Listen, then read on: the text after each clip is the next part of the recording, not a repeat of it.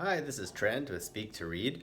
I just posted a new blog post called Ain't That PUF Enough? And I provide parents with some information about PUF funding program that's available for children between 2 years and 8 months of age up to age 6. And the program is designed for children with severe delays or disabilities that are impacting their ability to learn in an early childhood environment. And one of the things that I comment on is that a profile I constantly see is that children show up that have a severe speech sound delay, a phonological disorder. But then they only have, they may have low average skills or mildly delayed language skills. And the way that the criteria are set out for PUF funding, these children actually end up being ineligible for funding. And I really think that it's a tragedy because when we look at what is happening with these children, yes, they do end up with a speech difficulty and their speech sounds substitutions, speech sound omissions in their speech. But when we look at what's underlying those speech sound errors, we can actually see that it's a problem with processing sounds in the brain. And why that's a problem is because sound conveys meaning. So these children aren't actually processing the meaning of words and the meaning of sentences appropriately. So they're missing out on some language information and they end up kind of filling in the gaps. And so these kids end up with kind of a sporadic profile where they do really well in some language tasks, but then they do poorly on others. And what we often see is that they have difficulty learning to use grammatical word endings. They have difficulty learning to include copular verbs and auxiliary verbs in sentence building, so things like is, are, am, was, were. They often get omitted or deleted, and we often see difficulty learning to use pronouns effectively, that we have a lot of pronoun errors.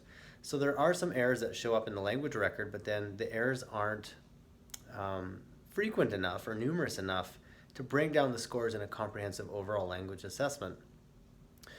So why this is a problem though, the problem is that when these kids are 3, 4, and 5 years old and they're learning to speak and are having difficulties with that, they're not laying down the solid speech, sound, and meaning foundations that we need for later learning to read. And a child that has a disorganized sound system is going to end up with a disorganized letter system. So these kids are at massive risk for reading failure. They're not going to acquire the alphabetic principle. They're going to have difficulty learning to identify letters, difficulty learning the letter-sound correspondence, and ultimately difficulty learning to decode. And they're at extreme risk for getting diagnosed with a learning disability, a reading disability, or dyslexia come grade 3 or grade 4. So we've got this problem that we can predict as early as age 3 that these kids are going to have trouble, but they're not going to likely get diagnosed till grade 3. That's exactly the kind of early identification and early prevention and remediation that PUF funding is trying to fund, and yet these kids end up not qualifying.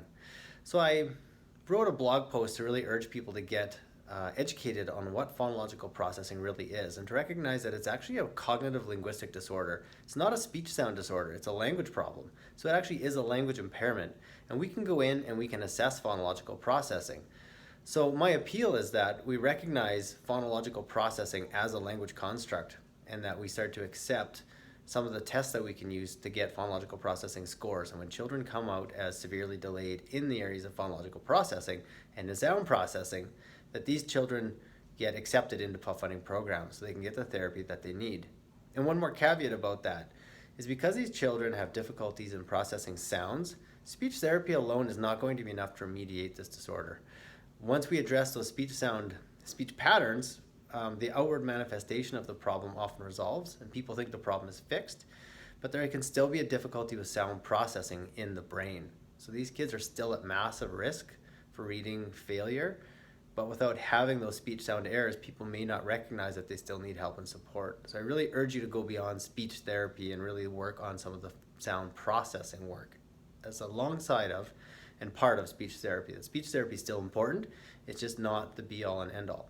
It's insufficient to resolve the entire problem. So anyway, I invite you over to the website, speak2read.ca, and peruse through the blogs, and this is the latest blog post. Ain't that PUF enough? I advocate that these children should indeed be included in PUF funding as they are at significant risk for academic failure. Thanks for your time. We'll see you over at the website.